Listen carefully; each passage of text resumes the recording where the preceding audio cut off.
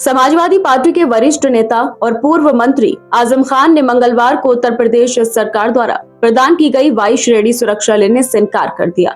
उन्होंने कहा कि उन्हें सुरक्षा दिए जाने की कोई आधिकारिक लिखित तहरीर नहीं मिली है, इसलिए वे सुरक्षा स्वीकार करने के लिए तैयार नहीं है। आजम खान ने कहा, पहली बात तो मुझे इसकी कोई इत्तला ही नहीं है और मैंने कांस्टेबलों से कहा कि जब तक कोई लिखित में मुझे नहीं मिलता कि मुझे सुरक्षा मिली हुई है, मैं सुरक्षा लेने के लिए तैयार नहीं हूँ। मैं कैसे भरोसा करूं कि वर्दी पहने हथियार लिए हुए लोग उत्तर प्रदेश सरकार के लोग हैं। उन्होंने यह भी कहा कि उनके पास सुरक्षा को बैठाने के लिए आवश्यक गाड़ी, तेल, ड्राइवर जैसी व्यवस्थाएं उपलब्ध नहीं कराई गई हैं और जब तक उन व्यवस्थाओं के साथ लिखित आदेश नहीं मिलता, मैं सुरक्षा स्वीकार नहीं करूंगा। जानकारी के अनुसार प्रशासन ने हाल ही में जेल से रिहाई के बाद आजम खान की सुरक्षा बहाल की है, जिसमें गार्ड, गनर और वाहनों की व्यवस्था शामिल मानी जा रही है। लेकिन आजम ने इस कदम पर स्पष्ट शर्तें रखी। बताया जा रहा है कि उनकी रिहाई के बाद सुरक्षा बहाल करने का निर्णय लिया गया था, पर आजम खान ने कहा कि ना तो कोई तहरीर पहुंची और ना ही सुरक्षा से जुड़ी पारदर्शी जानकारी मिली। आजम खान पिछले कुछ समय से कानून व्यवस्था और आपराधिक मामलों से जुड़े विवादों के कारण सुर्खियों में रहे हैं। हाल ही में उन्हें जेल से रिहा किया गया है और उनकी सुरक्षा बहाली पर राजनीतिक चर्चा भी तेज है। प्रशासन का कहना है कि सुरक्षा बहाल करना रूटीन प्रक्रिया है, जबकि आजम ने यह मोहरा भी उठाया है कि विरोधियों के पास कमांडो और अन्य सुविधाएं भी हैं, इसलिए वही स्तर की लिखित गारंटी होनी चाहिए। पहली बात तो मुझे उसकी कोई इत्तला नहीं है और मैंने आज उन कांस्टेबल से भी कहा कि जब तक मेरे पास कोई तहरीरी सबूत नहीं आता कि मुझे सुरक्षा मिली हुई है, उस हद तक मैं इसको लेने के लिए तैयार नहीं हूं। मुझे हालात ने इतना सिखा दिया है,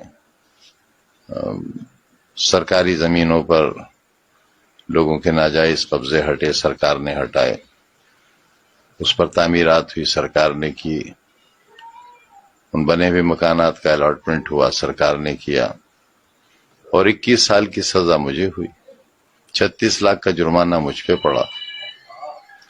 मैं कैसे ले लूं सुरक्षा जब तक मेरे पास कोई तहरीर ना हो कि किसने दी है ये सुरक्षा। मैं कैसे भरोसा करूं कि ये खाकी वर्दी पहने और हथियार लिए हुए लोग उत्तर प्रदेश सरकार के लोग हैं। एक बात। दूसरी बात ये कि मेरे माली हालात इस वक्त ऐसे नहीं हैं कि मैं सिक्योरिटी के लिए कोई सवारी मुहैया करा सकूं। तो मैंने ये भी मैसेज कराया कि अगर आप सिक्योरिटी दे रहे हैं तो इन्हें बैठाने के लिए मेरे पास गाड़ी नहीं है। वाई सिक्योरिटी में ये प्रोविजन है कि आप गाड़ी, तेल, ड्राइवर वो सब मुहैया कराएंगे, जो मुझे अभी तक नहीं कराया गया है। और जब तक वो नहीं होता और जब तक तहरीरी तौर पर सरकार मुझे ये न बताए कि मुझे सुरक्षा मिली है, किस श्रेणी में मिली है, और ये बात इसलिए कह रहा हूं कि आज ही एक हिंदी के बड़े अखबार में ये खबर शाया हुई है कि सरकार में इस बात पर विचार हो रहा है कि जब मुझे वायु श्रेणी की सुरक्षा मिली थी तब मैं सजा याफ्ता नहीं था। अब मैं क्योंकि मुर्गी चोरी के इल्जाम में 21 साल की सजा पड़ी है, मुझे 36 लाख का जुर्माना है मुझ पर, सिर्फ एक मुकदमे में अभी 113 के फैसले बाकी हैं। तो जब मैं सजा याफ्ता मुजरिम हूं और बकौल उस अखबार के सजा याफ्ता को सिक्योरिटी नहीं मिल सकती, तो मैं ये कैसे मान लूं कि ये लोग जो आए हुए हैं ये कब वापस ले लिए जाएंगे। अगर मेरे पास कोई एश्योरेंस नहीं होगा, श्योरिटी नहीं होगी उनके रहने की, तो मैं कैसे भरोसा करूंगा। लिहाजा मैं मुंतजिर हूं इसका कि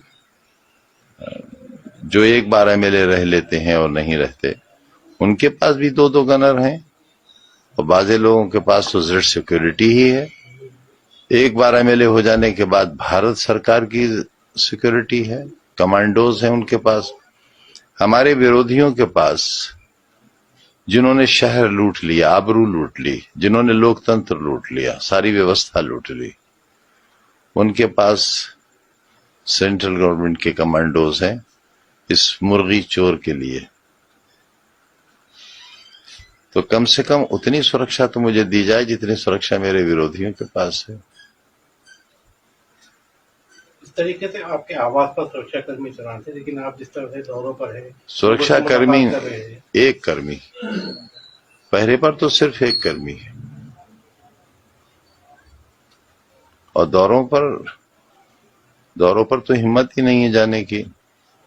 बार बार दिल्ली जाता हूं चेकअप के लिए, फिर जाना है मुझे, अकेले जाता हूं, अकेले आता हूं।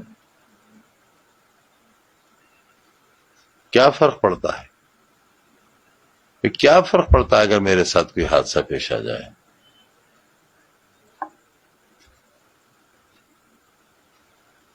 विधानसभा में कंडोलेंस हो जाएगी, एक पार्लियामेंट में हो जाएगी, कह दिया जाएगा मरहूम बहुत अच्छे आदमी थे। ये नहीं बताया जाएगा उस वक्त के चोर भी थे, वो मुर्गी चोर थे, बकरी चोर थे, भैंस चोर थे, फर्नीचर चोर थे, किताब चोर थे।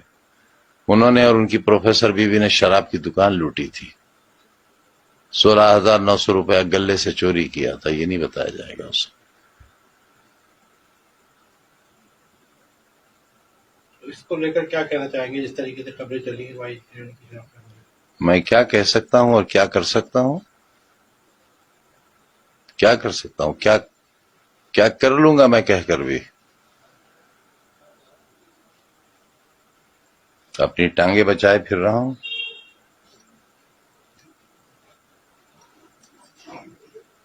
न जाने किस गली में जिंदगी की शाम हो जाए।